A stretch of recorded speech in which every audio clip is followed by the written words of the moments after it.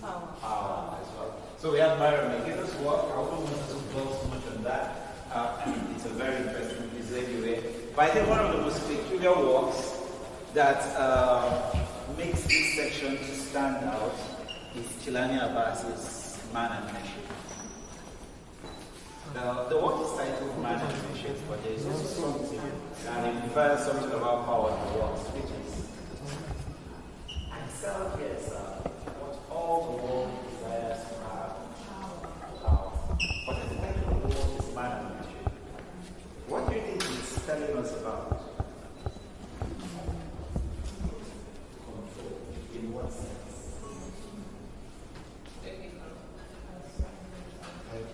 So when we say technical control, in technical form, what do we call it? Do you know? Okay, let me put it this way. If I should find a way of making water to be a fuel, to be used on anything, energy, invention. so what does that give me? How does it give me power? Creative. I'm in control of what now? resources, I'm in control of a knowledge. monopoly. Yes, the knowledge is what ability to make the water to be a fuel. And in a situation where I tell you, you as a world leader, I'm going to sell this knowledge to you. That means whereas while the world are busy buying fuel, fossil fuel, you can actually use water, which is very abundant in a way. The most abundant, mineral in the world is water. Good. I could sell that idea to you. It makes you the biggest shot in the room. True. Everybody could run out of fuel and you don't care. Yes, I know about that. So that's invention. Man and machine. Machines give man power. It goes back as far back as the prehistoric time when they were using spare from the spare dish. They extended projection for the spare to which makes it go further. And after that, they started making bows for projectiles, and then they started making the bows out of the horns and antlers of animals with much stronger and most further. So those with a higher technological strength seem to have more edge and power than others. That was why in the itself, yes, what all the world desires to have power. And that power is what? Knowledge that knows machine. Okay? So a very short logical dialogue. There is this quote, and I came across one second where it said, if you have a gun and I have a gun, we can talk about laws. Because I will just be like, stay there, don't go beyond this line, and I won't go beyond it. And if you have a knife and I have a knife, we can talk about rules. Look, if you don't use your knife this way and you shoot me or everybody. But then, if you come empty-handed and I come empty-handed, we can now reason as gentlemen. But then, if you have a gun and I have a knife, what you hold is the truth. Why? Because even though I can do you harm, you can just say, hey, stop there. Stop there. If you move, I shoot you. Yeah. And I have to obey to that. It's the truth. Even though I can harm you, I need to get closer to do that. But then, if you have a gun and I have nothing, what you hold is more than just power, it's my life. Because in no form will I be able to defend myself. And in such situations, you get to understand that the dynamics of power is very powerful. That sometimes even money cannot stop power. So you need the knowledge which creates the machine which gives power. So 3 important things here. So it practically just gives you the synopsis of what gives a person power. It's knowledge, machine, which results to power. Thank you. I think it's other not to, maybe we've been speaking so much about aggressive power, right? We'll just speak this through and then we move to the next section. This work is by Cassie Joko, and then the other is by, trying to remember, Babatunde. yes, Now there's something interesting about that piece. Why is a portrait or a simple visual face presented in a section about power? Does that artwork speak to you in a different way? I don't know if any of you could shift back and look at it very well. There's something about it. It doesn't exude the strength of brutal force, but there's something it gives.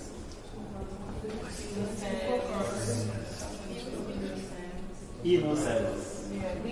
But do you notice that he's a very massive man? He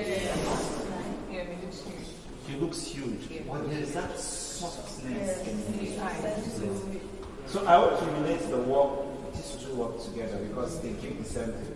So this work, I get the sense from the glass that is in it and everything about the reality of the earth. The earth crust is what we're standing on. Funny enough, that's the most fragile part of the earth. The solid part we are standing on is the most fragile part. The part that is giving this fragile part is the magma. It has more control on this solid part than the solid part has for itself.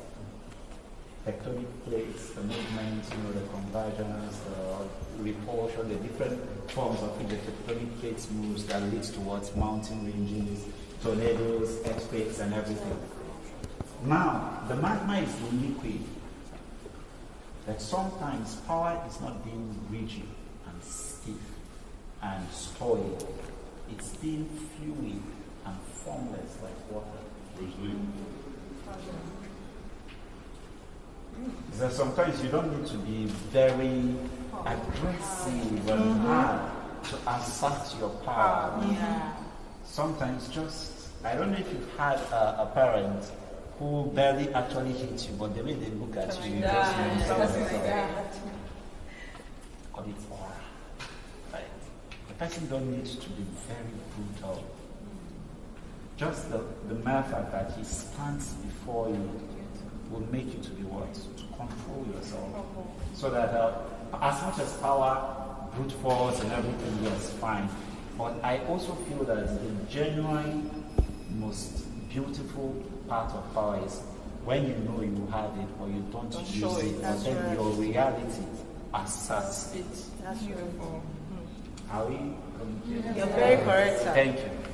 So we move to the next section, which is on faith. So welcome to the section of faith. So when we talk about faith, we talk about belief, right? Belief system, what you believe in, and all of that. The first work we see over there is by George Edozie. It's titled Dimpan. So I'm going to do a little picking of heads. Oh, you're wearing, what is it called? Edo princess. Okay, are you Edo? Yes. Okay, mine is. Yes, we have him there. You are Igbo? Are you Igbo? I'm Igbo. No. She's Igbo. Who is Igbo here? It's just that what you guys are very good. So, what you call this form, there is a reason why I'm trying to avoid thank you. Mao. Someone said masquerade, right? Yes. What is the literal meaning of Mao or Ma or Mao? What's the literal meaning of that word in Igbo? Mao, Ma, Mao. Spirit. No long story. But then why do we call them masquerade? Because they're masks. They represent But is that what the natives call them? The people who display it? Did they tell you it's because it has mass?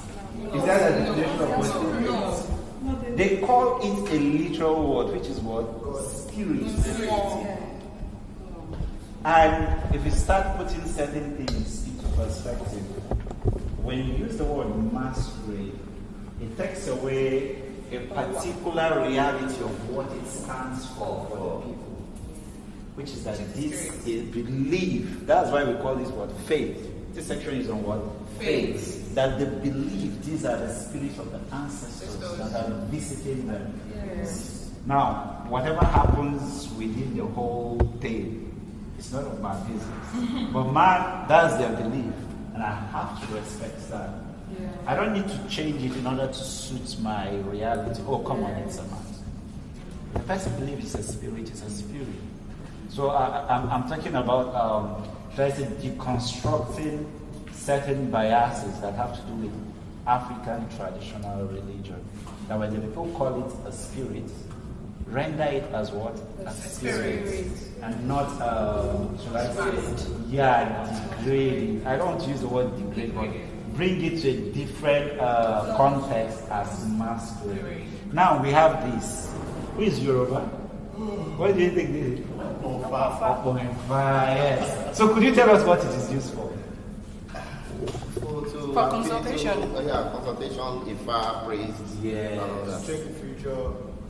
Yes. So inquiry about the future and everything. Could you do a defined incantation for us? Yes.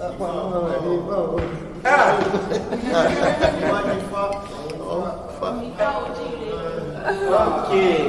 Yes. It would have actually been interesting if we can have someone do that here for us. If you can properly do it like the with the just kind of act it. Mimic it. If I Wájú wọn fa ẹ̀yìn fa olùkọ́ láti ìwé ìwà ara lọ́sìn. Ó yà dá sí.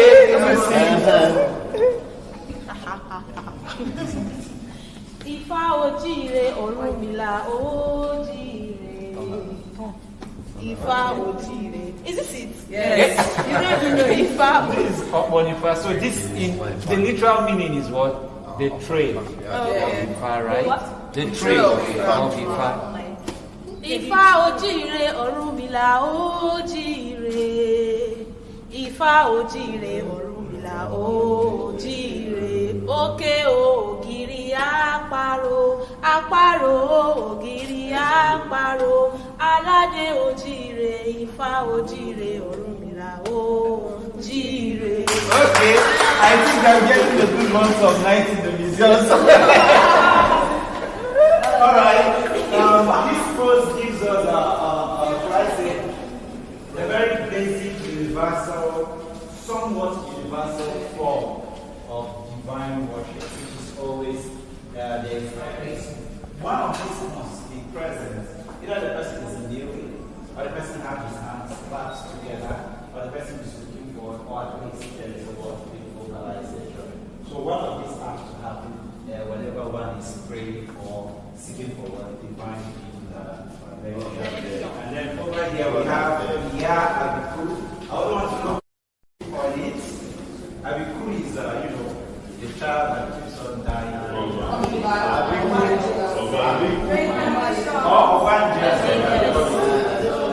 So, you said? Oh, no, reincarnation is different.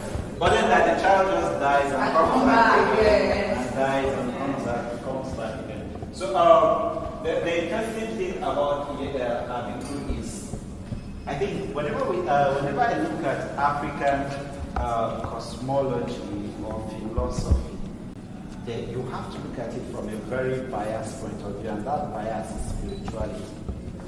Every single thing in Africa is spiritual, even wearing of cloth. Yes.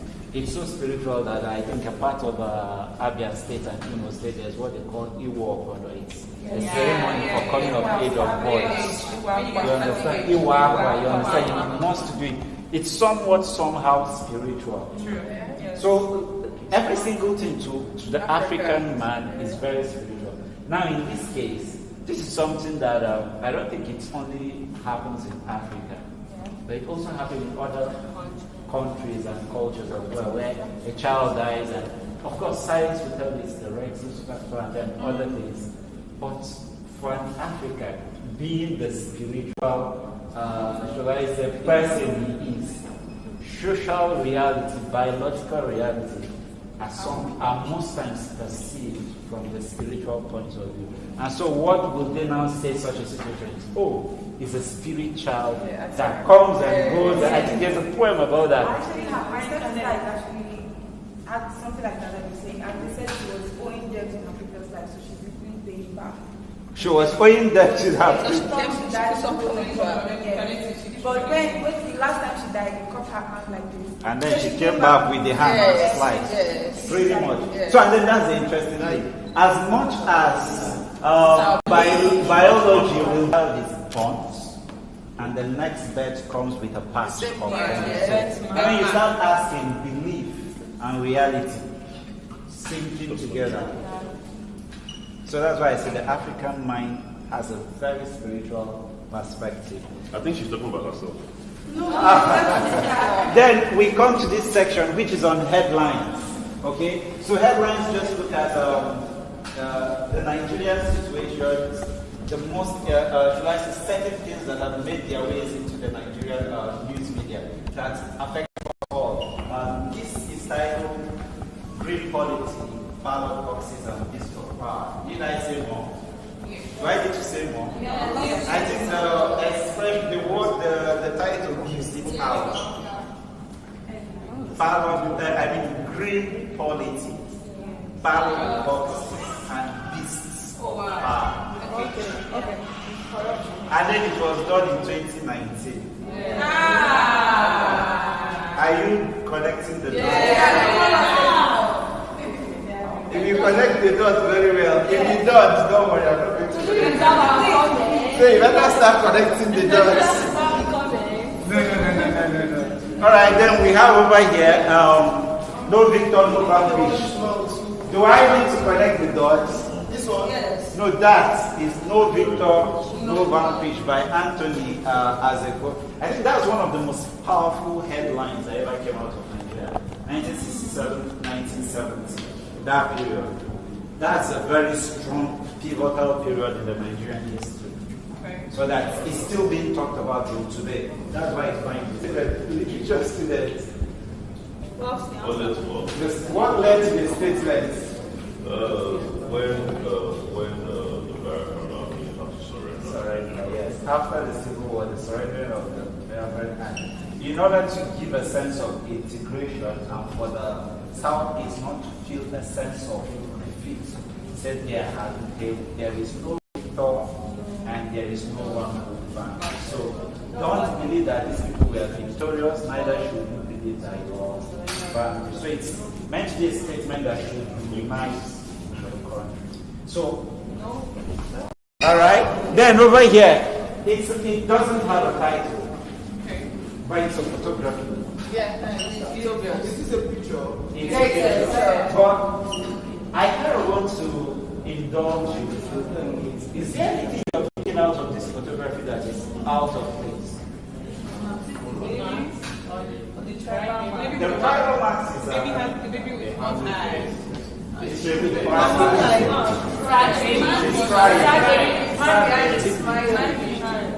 that I think it's a boy. Alright.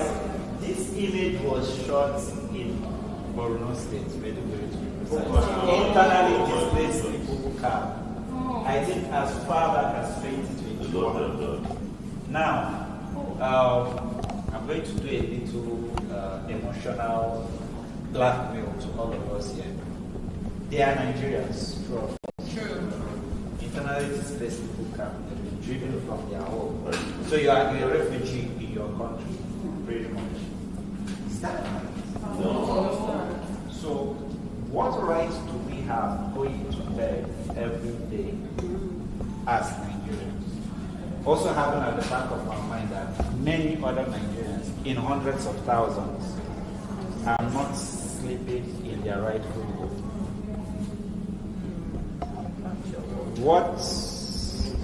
What gives us, let me use the word, what guts do we have to sleep as Nigerians when other Nigerians have been chased out of their homes? I'm not speaking to you, I'm speaking to all of us. So what gives you peace?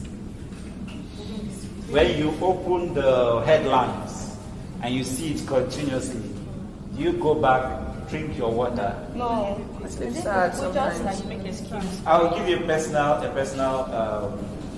yes. I grew up in Jos, so I experienced the Jos crisis pretty much through my period of formation. And yeah, it messed up with my psychology. Right. I couldn't eat meat for a long time. Amfara. I like that phrase. Now, if you know that phrase, Amfara one, you know the smell of barbecue. You can never eat barbecue when you smell the smell of human barbecue. Come on. It's going to mess with your psychology. So comes back to my question. How do you feel when you eat meat after seeing pictures of people who are butchered? How do you sleep when many other people are not sleeping, they are sleeping on cardboards? And how do you drink water after seeing blood spill? The thing is, we just have to. You just have to survive all the time. It's okay, so we keep moving. This section is on women. And coming just around it, you feel you just be seeing women, except this, right?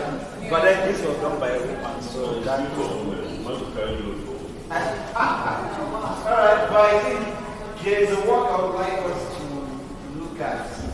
Mercy, and the interesting thing about this work was, I met her one-on-one before getting the work from her.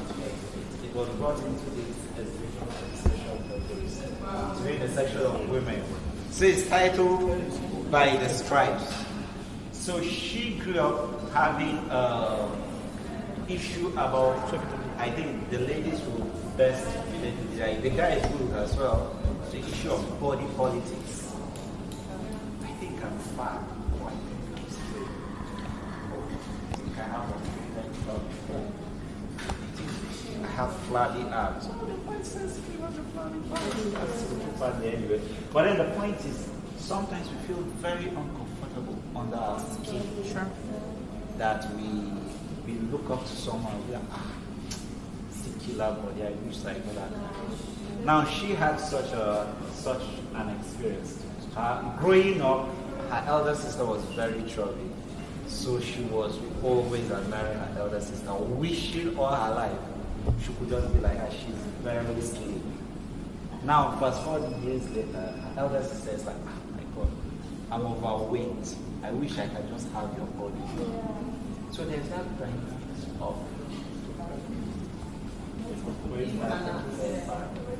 the imbalance. So you find it also in the imbalance of the, should I say, the stripes and everything. Some are collapsing, others are going big, and all of that. So that when we talk about body politics, and to what point do we push that? Thank you. So we go towards one of the last sections that we go to future later. This is titled 9-Year-Old Bride by Eju Alatishe. Eju Alatishe. Eju Alatishe. She's a very popular Nigerian artist. And this work goes back to 2009. Let me rephrase. 9-Year-Old Bride. In 2009. Yes, I think What happened in 2009? I think I remember one woman marrying one young girl. What? They transpired. Yeah.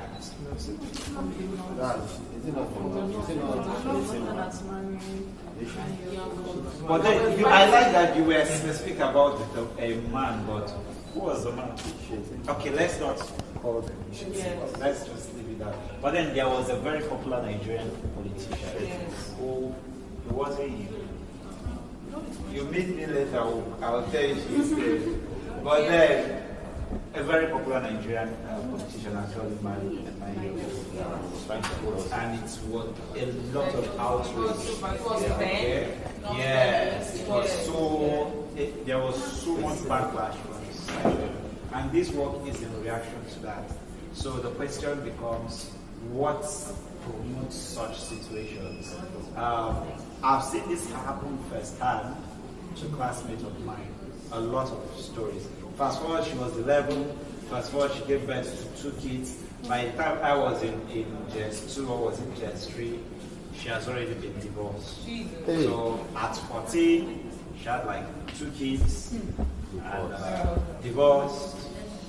Couldn't stop crying and all of that. So yes, I've seen it happen firsthand. And so the question becomes, why should they allow it to happen? Why is it happening? It shouldn't happen and all of that. There's a need to protect the girl child. Okay? Thank you very much. So we'll move to the other section, which is going to be the last section, and we see what it is. The other time we have.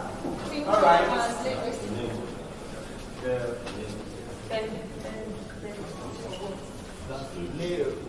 Later, you get that. Sorry. All right. Before we begin, this section is on legacy and when is the kid? Takes in first stage. Is there any history of the Benin that you know that relates them with Europe? Yes, the first relationship I ever got for the Benin when they came to tilt our bronze and our hard work. Okay. The first European ship that docked wasn't in Benin, but it was at a site or part of the Benin Empire, which obviously was the waterways one. The earliest are the Portuguese, and the Portuguese never actually came to steal your bronze. The most beautiful part is this artwork is in honor of the Portuguese. So what happened? In the 15th century, or rather the 14th, the 15th century, the 1400s, 1446, 1447, 1445, 1447, can't get the right date. The Portuguese docked at the waterways. They had an agreement with the Oba of Benin. They became allies, and what were the supplies? Europeans in exchange for slaves and other West African products, oils, as the case may be. Now, the interesting thing was they saw themselves as allies. And what do allies do? They work together. They work together. And if I have my enemy is your enemy. You have Now, to fast motivate. forward to the 16th century when the Igalas were expanding and the Benin were expanding, there was a clash. And that was the period of the reign of Oba Siege. So, Sorry, which one was Siege. Now you look to the first phrase, you see the Portuguese soldiers holding something that looked like a pamphlet or a plate. Now that's supposed to represent what? The pact, the agreements. And the second is them with their muskets, and the third with their swords. The last here is supposed to show them with the lute. But then the point was that they were part of that battle against the Italians.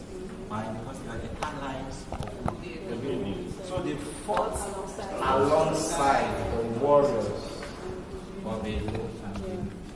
They were a contingent part. They weren't mercenaries, as you will see, because they were not paid. They were acting as what? Allies. They were defending their interests of their allies and themselves.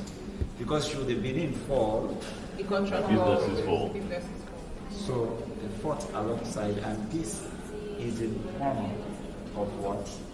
Of the Portuguese. So it is called the Portuguese soldier. Yes, the Portuguese soldier. So I just wanted us to have that, should I say, legacy to understand that, look, before the British expansion towards Africa and the world, we had empires that had pacts as equals. I think that was one of the reasons that caused the eviction and exile of Oba, or where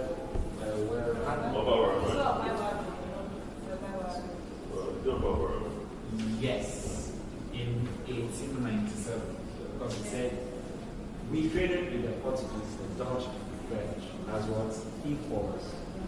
We will not be perfect.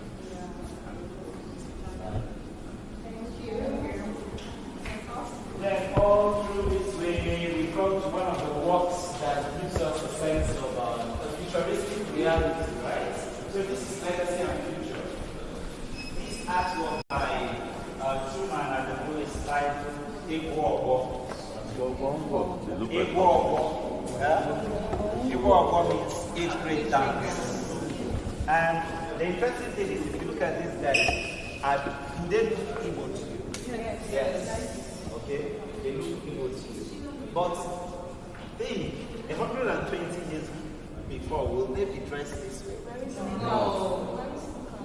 They are wearing certain things that are modern. It's giving us a sense of what the futuristic reality as well. That there is going to be a continuous, should I say, synergy and, merge of both traditional and modern. The most important thing is the essence remains, which is what the culture, the idea of age grade dance. You understand? But then, as regards to the peripheria that goes with it, the paraphernalia that goes with it, and the costumes and everything, it's going to change with time. Okay? It's going to change with time. But I think it also points to the importance of holding on to tradition. Yeah. As much as modernism has hit them, they haven't let go of their traditions, who they are, their tradition, and everything. Yeah? Again. Okay. This is a war. This is practically 8th grade dance, precisely. And of course, you have the ishaka, the cap, or then the sunshade is giving a different vibe. The knife, the bongos, and all of these, the animal skin, the rapper, right, and all of that. So this is kind of giving us that idea of that synergy, that merge between modernism and traditional reality. So we'll go upstairs, we'll have a very quick tour, and then we come down and see what we'll do with ourselves.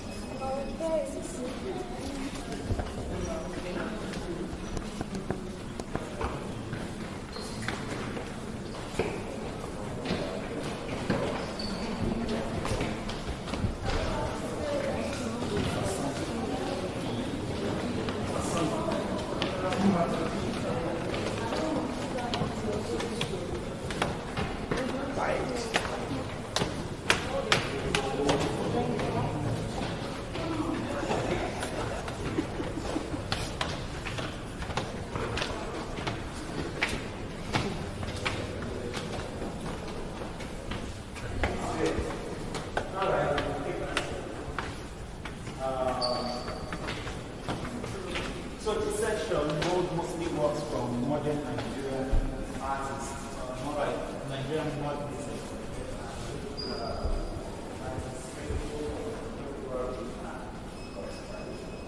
So these are works of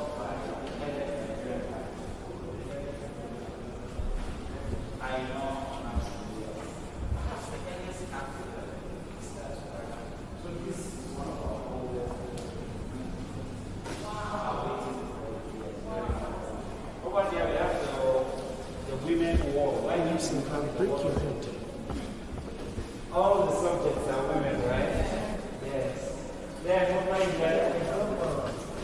The very interesting work to find here is by them. It's titled or the eye of the sun, right? Yeah. A very beautiful thing is, I think, putting it in perspective as to the reach of the worship of Anyanwu, even in contemporary Nigerian society. She's perhaps a proto-historic Igbo deity. There is no Igbo path from Delta down to Rivers to Ebonyi to Usuka that does not know Anyanwu. That's how you know a proto-historic deity, a deity that is as ancient as the Igbos themselves. And what's the idea of Anyanwu? That as the sun arises, a new life comes, a rebirth happens. And so that as the sun rises, the man's spirit should also rise. So it moved from just worship to philosophy, the philosophy of rebirth. And that's the philosophy that Emo explored in this. That the African man should reborn himself. They call it the African Renaissance, a rebirth. You know, to born yourself anew like the rising sun. Yes, then over here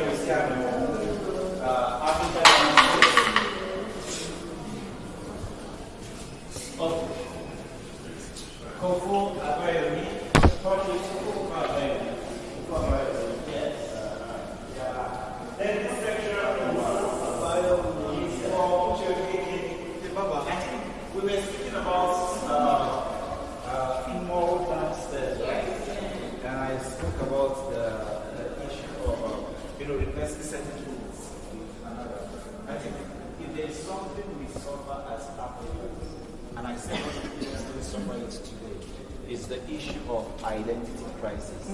The truth is you can never completely pull yourself out of it. Now I always tell the students that we come here with this perspective or this thought of mine, that you always hear blood is thicker than water. Then I tell them religion is thicker than blood. Because this is Uche Okeke's rendition of Chinua Achebe's book. That's Things Fall Apart. And this section is when the Ebubu went to confront the priests, whose new convert, Enoch, unmasked one of the masquerade. Now, if you're an Igbo guy and you are core into tradition, you know that that is sacrilege, that is tantamount to death. It's not even come and bring color. It's recently they start saying bring color. Try 120 years ago, you tried this with dead man walking. You would not survive it. You unmask a sacred mask. It's not possible. In my town, I think they just drive a nail into your eye and make a pyramid over you, practically. But then this is the point. They did not kill Enoch. However, the question is, what made Enoch to change? Perhaps 5 years ago, he would be part of the people jumping around with the Why did he change? He became a zealot, right? The zeal in him was so heavy, these are hatings and everything. So the question becomes, the people around him are from Umuofia. He is from Umuofia. He shares skin and blood with them. Why not just let their religion be? Why want to enforce yours? There's always that ideology or that issue of identity whenever our tradition comes in contact with us. For example, if your uncle is a Shango worshipper and he has a son who is an acolyte there, how willing are you to have him actually come over to your house to stay? Some people go, of course, no problem. Now, when you are doing praise God, Lord, you sing Shango.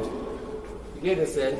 Where do you draw the line? How comfortable will you be if an Amadioha worshipper, his son who is an acolyte there comes and every morning you see kola nuts?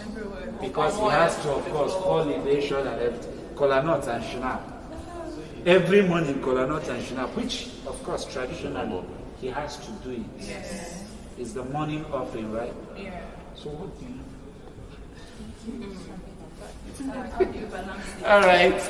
So we will dive this by Ella Natsui, a very, very powerful African modern artist. He's a sculptor, Ella Natsui as well. Then this is the DK. She was a student of Ella Natsui at Sorry, that's also by the DK. Over here we have Sisieko by Ella Natsui. So, what do you think about the work? Why do you think he titled it Sisieko? Who is an eco-lady here?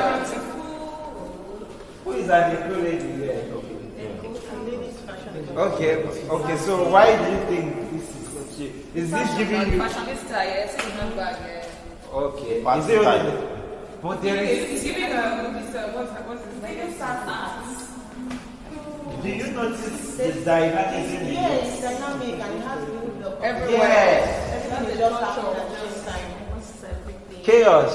Yeah. Beautiful chaos. Drama queen. Thank you. That's the word. Drama queen. Exactly. If you want drama. You are right. If you want drama. I don't want to say a thing, but then CFA is all there for you. Then over there we have the 14 Stations of the Cross by Bruce Onobra there. Of course, using the African theme, right? So you look at the first station. You look at the first station over there. Jesus is condemned, and then our pilots seem to be dressed like they're laughing at Oyo. Then you go to the left-hand side where you meet his mother, who seems to be wearing the dress. You just see African themes, all across the world. Then over here we have Bruce there as well, his works. We have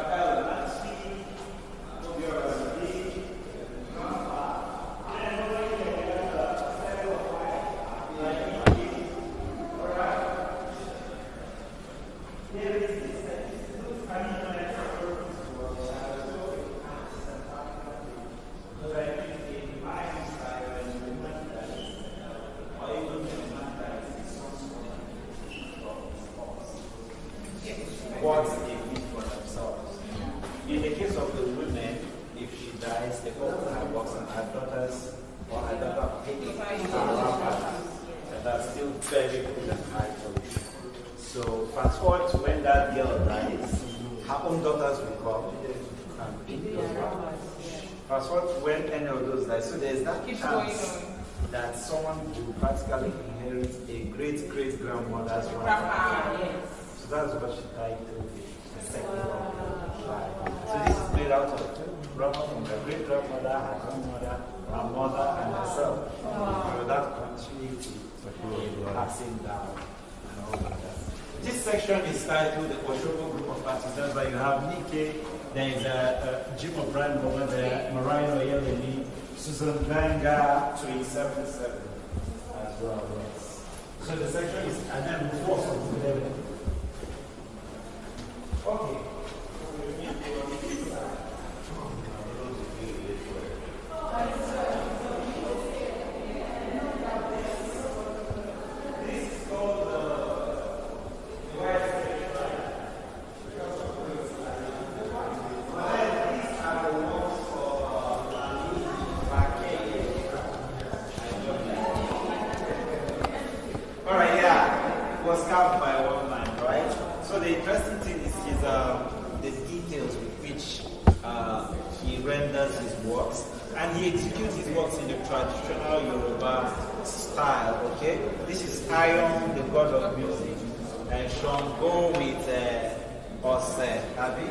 Then we have Shango Priest. Over here we have Jago, warrior on horseback, right? Yes. Then we have Ogun Garanda Post. So there are certain things. I think we were talking about power down there. Yes. There is something interesting about this piece. It's standing on them like on yes. Why do you think? Why do you think the artist rendered Shango stepping on a human being? If you read about the chronology or the chronicles of the Alafis of Oyo, I think he was one of the first Alafis to start the massive expansion of the Oyo Empire. Yes, and that's why he was deified. I mean, he was deified because he does thunder and lightning, but he was a very, very powerful warrior king. Okay, his authority is unquestionable. So, and of course, being that he's a deity now, there has to be a way of passing the sense of okay, he has dominion over. So then you have the artist rendered very interesting. Then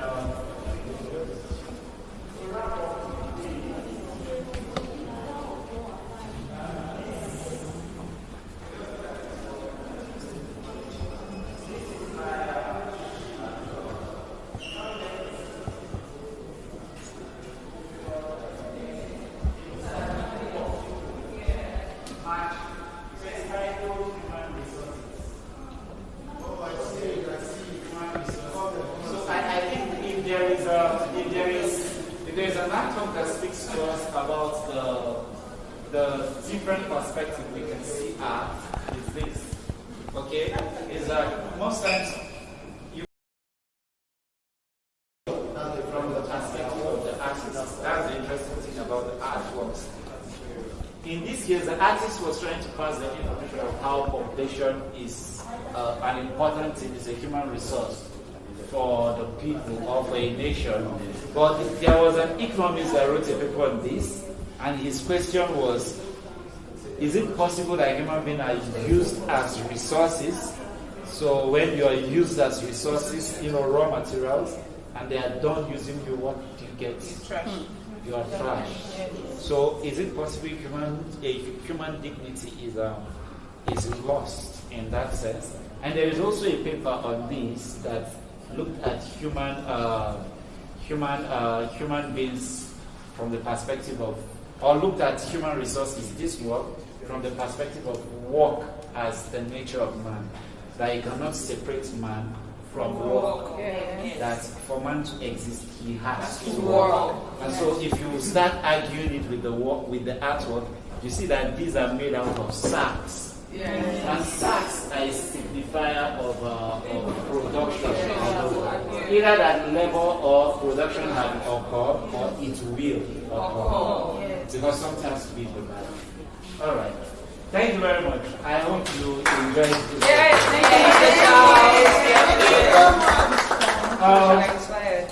Someone is not here, but I think you're supposed to have.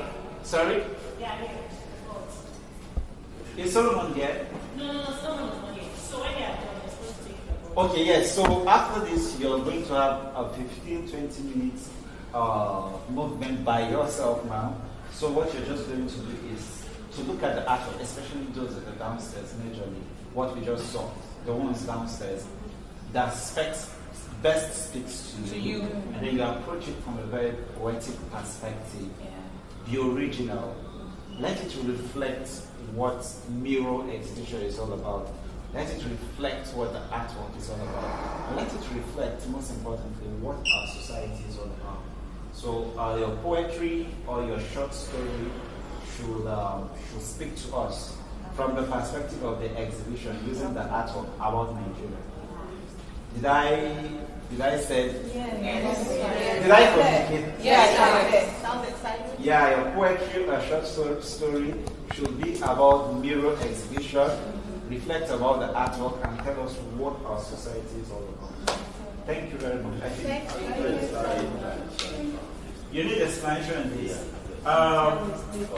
There's no time is late. So this is actually from this. I think these trucks were way back in the 1980s. I think the last time was in the 1990s. So they're traveling long distance. And they are very slow. So that's why no time is late. Wherever he gets, fine. Okay, it's usually very, very slow. Good name is better. They usually have all these things written. Yes, popular acts. Born before the taking, speed. I think there was a second one that was that. Yeah, stuff like that. So, all right.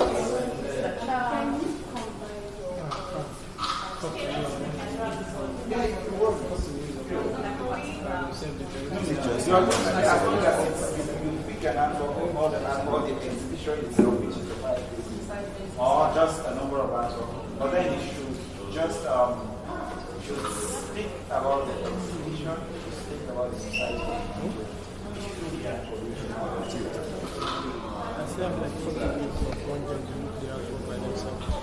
Now that's it. With what? Idea.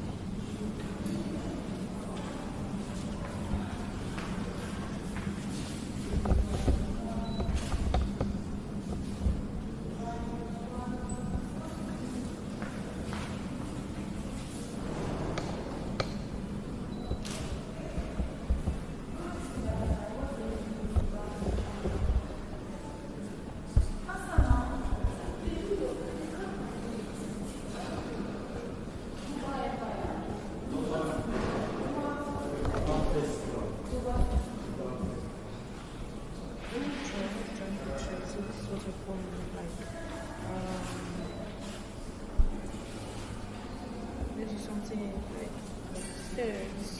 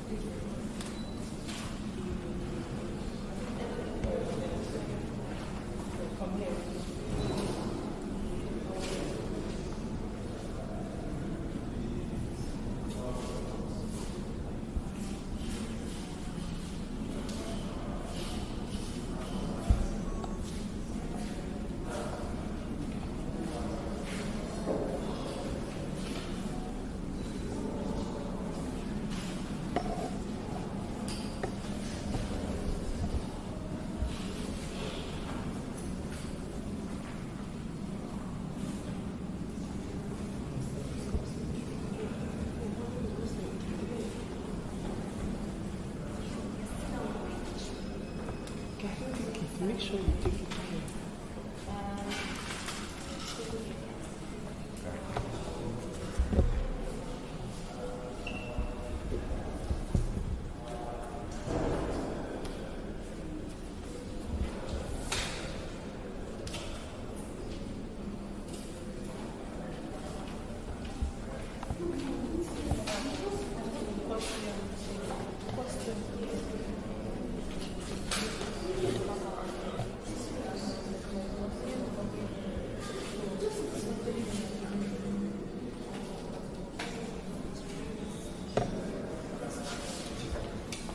No.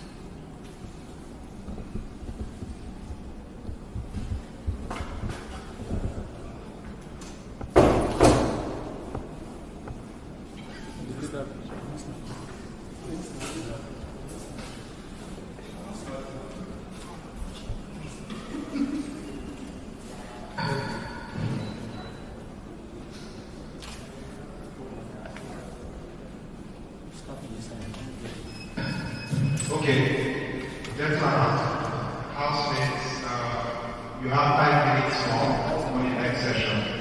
Please wrap up your stories and everything.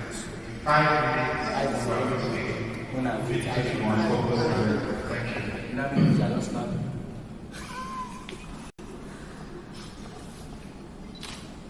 Yeah, after that. No, that's an exam.